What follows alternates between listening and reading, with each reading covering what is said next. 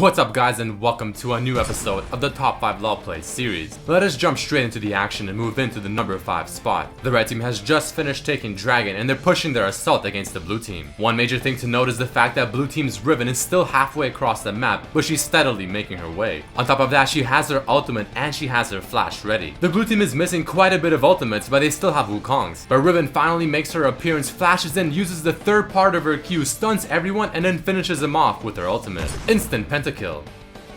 But let's move straight into the number 4 spot. This is gonna be a battle of two Lee Sins in the top lane. Blue team's Lee Sin just finished taking red team's tower, and the Lee Sin on the red team is trying to punish blue team's Lee Sin for overextending so far. Falling extremely low on HP, the blue team's Lee Sin kicks the red one away. And one thing to note, the red team's Lee Sin does not have his ultimate either. And after a very manly fight and a lot of Hydra procs, the blue team's Lee Sin comes out on top. And the main reason he won even with such a deficit is because he used his W to dodge the enemy Lee Sin's Q that he flashed for.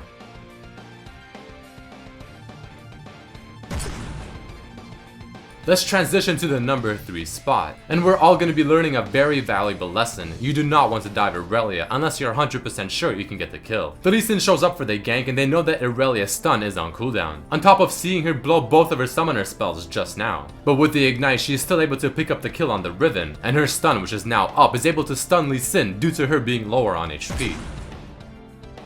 The second place spot will be showcasing the new Sion. One of the more popular builds on Sion nowadays is to get as many tanky items as you can, because it makes him almost impossible to kill. Taking a look at his items, you can see quite a few of them are giving him flat HP, a lot of regeneration thanks to his Warmogs, but also having quite a bit of damage thanks to his Hydra and attack speed thanks to the Stinger. The fight for his team was not looking so hot, so he ended up using his ultimate to rush straight to the enemy Nexus because it is open. But the enemy team retaliated just in time and ended up killing him. But it seems they have forgotten that he still has his passive one, which gives him quite a bit of attack speed, and with that he's able to finish off the game.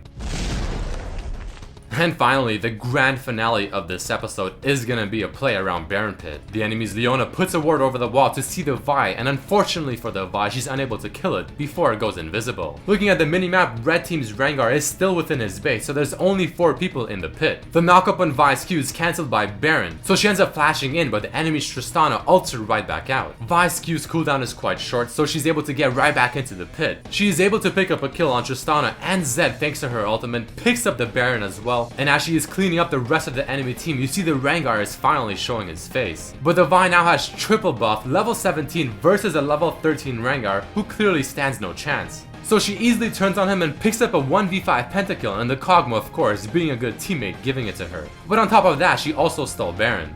Alright guys, hope you did enjoy this episode of Top 5 LoL Plays. Do not forget to send in your replays to be featured in the next episode.